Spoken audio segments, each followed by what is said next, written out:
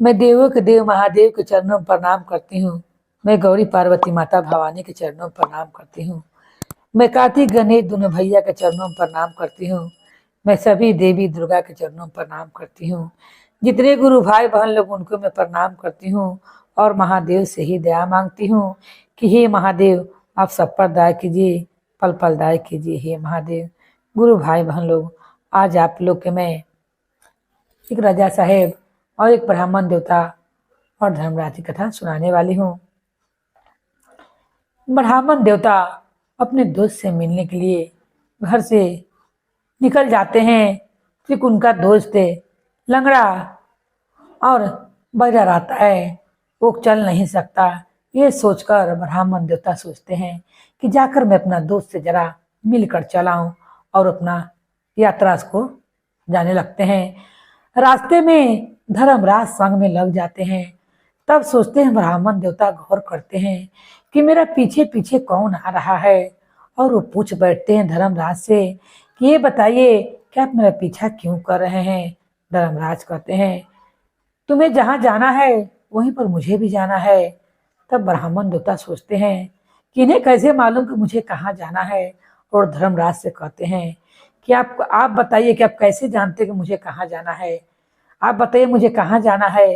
तब धर्मराज कहते हैं कि तुम्हें अपने दोस्त के घर जाना है और मुझे भी वहीं पहुंचना है। जिस मार्ग से तुम जा रहे हो उसी मार्ग से मैं भी चल रहा हूँ।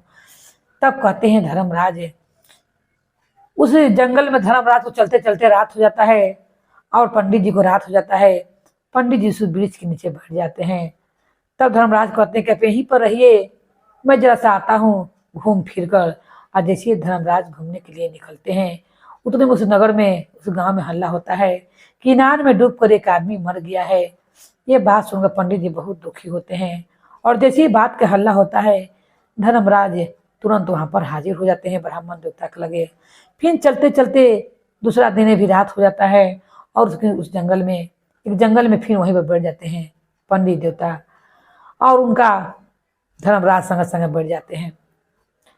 अब जब वो जैसे पंडित जी बैठते हैं, फिर धर्मराज वहां से दूसरा जगह चले जाते हैं। ये सोचते हैं पंडित जी कि रोज रोज कहाँ जाते हैं छोड़कर मुझे, इन्होंने तो कहा था कि आपको संगे चलना है। चलो उतने में क्या सुनाई पड़ता है, जिस गांव में वो ठहरे रहते हैं पंडित जी, कि सर्प ने काट लिया और एक व्यक्ति का मृत्यु हो गया।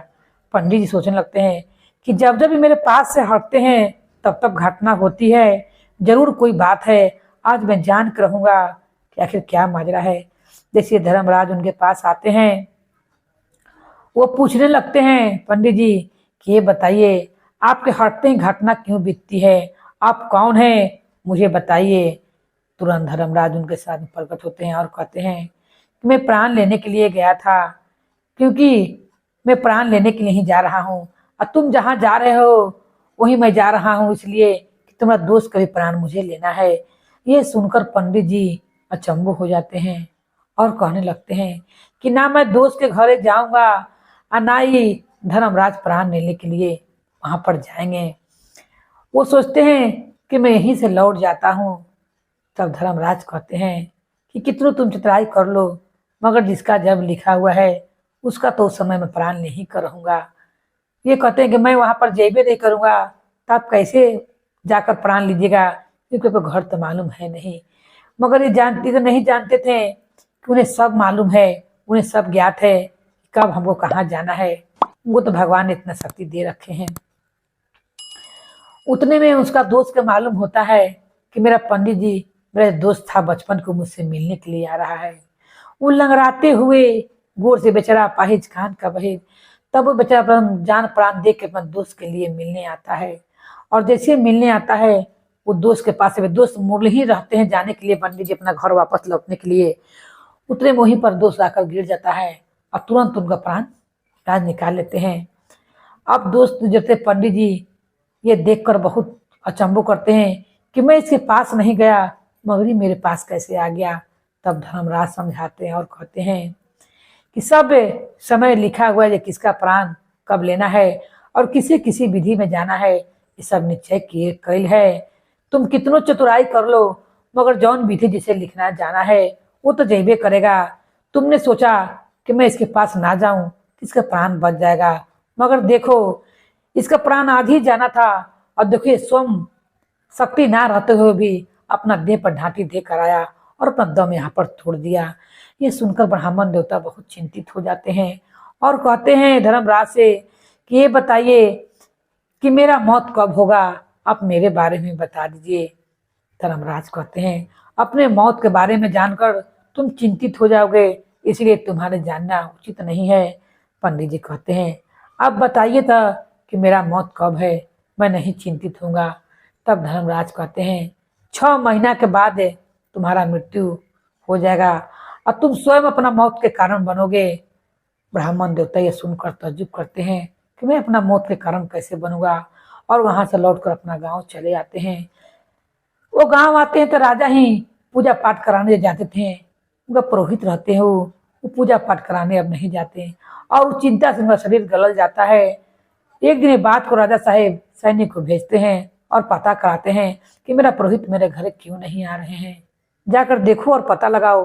ब्राह्मण देवता जब जाते हैं तब राजा पूछते हैं आप इतने गल क्यों गए हैं, आपको क्या चिंता है जो शरीर ऐसा हो गया है। मैं आपके घरे फल फूल हमेशा भेजते रहता हूँ, कोई चीज का कमी नहीं देता हूँ, फिर भी आपके शरीर ऐसा क्यों हो गया है। सारा ब्राह्मण देवता हाल उस राजा को बताते हैं। राजा कहते हैं इतनी सा बात के लिए इतना चिंतित है, ऐसा कुछ भी नहीं होगा, आप अपना मौत के कारण नहीं बनिएगा, आप ठाट बाट से महल में रहिए, खाइए पीजिए आराम कीजिए, एक मक्खी भी मैं आपको तन पर नहीं बैठने दूंगा, मैं आपके लिए नौकर चाकर लगवा दूंगा। राजा ने सब सुविधा ब्राह्मण देवता को देते हैं, मगर राजा ये नहीं जानते थे कि ब्राह्मण देवता भी नहीं जानते थे कोई नींद में चलने की आदत थी। वो नींद में चलते चलते सोते हैं तो रात को चलते राजा को घोड़ा के ऊपर सवार होकर दूसरा नगर में पहुंच जाते हैं और दूसरा नगर पहुंच के उसी नगर के रानी के बिस्तर पर जाकर सो जाते हैं। उस नगर के राजा जब देखते हैं कि एक ब्राह्मण मेरे स्त्री के संग सोया हुआ है बिस्तर पर, अब वो फांसी की सजा सुनाते हैं। तभी इस नगर के राजा को मालूम चलता है कि मेरा पुरोहित जी मेरा महल से गायब है। वो पूरा सैनिक को भेजते हैं पता लगाने के लिए। उन्हें मालूम चलता है कि तो दूसरे नगर पहुंचे हुए हैं।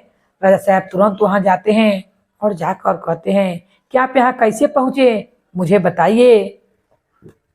जब ये राजा वो राजा को देखते हैं, दोनों मित्र रहते हैं, वो राजा कहते हैं कि ये पुरोहित जी मेरे घर का पुरोहित हैं, इन्होंने जानबूझकर ऐसा कुछ नहीं किया है।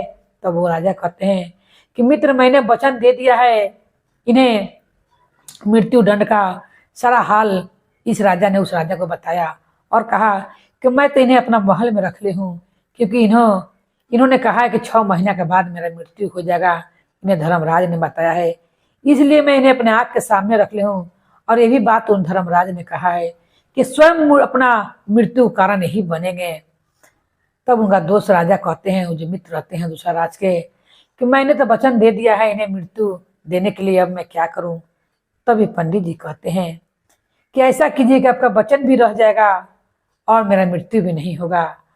आप जो मुझे फांसी लगवाइएगा मोटा रस्सी से, ऐसा मत कीजिए, एक पतला सा धागा से मुझे फांसी लगवा दीजिए और मैं मरबो नहीं करूंगा और आपका वचन भी रह जाएगा। राजा कहता है ठीक है। एक धागा से उनका फांसी लगाते हैं और वो धागा टूटकर गिर जाता है, जैसे फांसी लगा कर लटकाया जाता है, उसी धागा से वो ब्राह्मण का जो गर्दन रहता है कट जाता है और धरती पर गिर कर ब्राह्मण छटपटाने लगता है और सारा खून से एकदम धरती लाल हो जाता है। अब तो सब लोग देखने लगते हैं कि 6वां महीना उधर पूरा होने वाला था और धर्मराज उन्हें आकर प्राण उन्हें ले गए। अब सब लोग जानते हैं कि अब तक जो कहा था ब्राह्मण वो हो गया। वही धर्मराज कहते हैं ब्राह्मण को, ब्राह्मण सब सुनते रहता है कि मैंने कहा था कि सब निश्चित कर रहता है कि किसका प्राण कब जाएगा, तुमने अपना प्राण अपने निश्चित किया और तुमने कहा कि मेरा धागा से मुझे फांसी लगाइए, मुझे रस्सी से फांसी नहीं लगाएगा तो मैं नहीं मरूंगा। धागा तो तनी पतला रहता है, वो टूट जाएगा। वही धागा ने इतना तेज था कि गला को गर्दन को काट दिया और ब्राह्मण देवता मृत्यु को प्राप्त कर गए। ये काल को किए रोक सकता था गुरु भाई बहन लोग, महाकाल, क्योंकि महाकाल ही एक हैं हमारे महादेव, जो काल को भी रोक सकते हैं। जो महाकाल को पूजा करते हैं वो स्वयं मृत्यु से दूर रहते हैं और भगवान स्वयं उनकी रक्षा करते हैं। बाकी जो पूजा पाठ नहीं करते हैं उनका तो जन्म विधि लिखा हुआ है, वो तो जेबे करेंगे। एक महाकाले ही हैं जो काल को भी रोक सकते हैं। बोले हर हर महादेव की जय, गौरी पार्वती मैया भवानी की जय, भैरव भैया की जय, हर हर महादेव की जय।